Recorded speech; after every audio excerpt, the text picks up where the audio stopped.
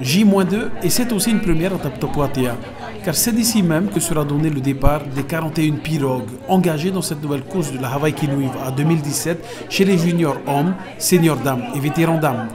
Ce matin, les équipages prennent leur mal en patience car c'est la pesée des pirogues, une étape obligatoire avant la course et les officiels restent très vigilants au respect de la réglementation en vigueur. Au niveau de la pesée, les pirogues doivent avoir au maximum 150 kg. Les pirogues qui ont moins de 150 kg jusqu'à 120 kg sont autorisées, donc il faudra lester les pirogues jusqu'à hauteur de 150 kg. Bon, il y a des pirogues qui arrivent effectivement à 150 kg, il y en a par contre qui ont moins de 150, on est obligé de les lester. Sinon, ils ne pourront pas prendre part à la course. Là, 154.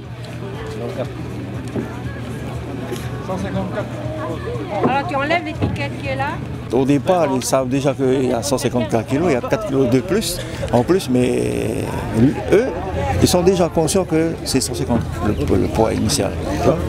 Moins de 150, il y a un poids à rajouter, hein, un lest, ça s'appelle des lests qu'on doit rajouter.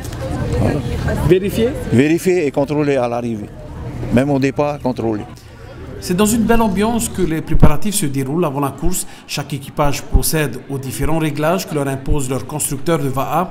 Ici, un équipage féminin néo-zélandais prépare son Va'a sous le regard et la maîtrise du constructeur de cette pirogue baptisée Faye Va'a, qui n'est autre que Philippe Bernardino, un ex-champion du Va'a polynésien. Ils sont venus au dernier championnat du monde de marathon. Et là, ils reviennent à Hawaii Kinuiv. Il y a une équipe aussi de Hawaï que je m'occupe aussi, au Trigger, Canoë Club de Hawaï. Et ils sont là aussi. Ça veut dire que les femmes de l'extérieur commencent à venir à notre Hawaii Kinuiv là, parce qu'ils s'entraînent maintenant pour le marathon. Avant, ils ne font pas de marathon, c'est que des courses à changement. Et aujourd'hui, ils font des courses de marathon aussi. Philippe, est-ce qu'on peut dire aujourd'hui que les Néo-Zélandais ont les mêmes techniques que nous? Est-ce que nos coachs leur donnent tous les secrets que l'on a nous ici à Tahiti? Non, moi je ne pense pas encore qu'elles ont tout eu. Le mana, je reviens toujours sur le mana. Le mana, ça nous appartient à Tahiti. Mais après, tout dépend des gens. Quand on voit Molokai, là, c'est des thés qui ont été ramenés. Mais il y a les Tahitiens dessus, il y a toujours ce mana là avec ces Tahitiens là. Et on commence à le partager. C'est une bonne chose.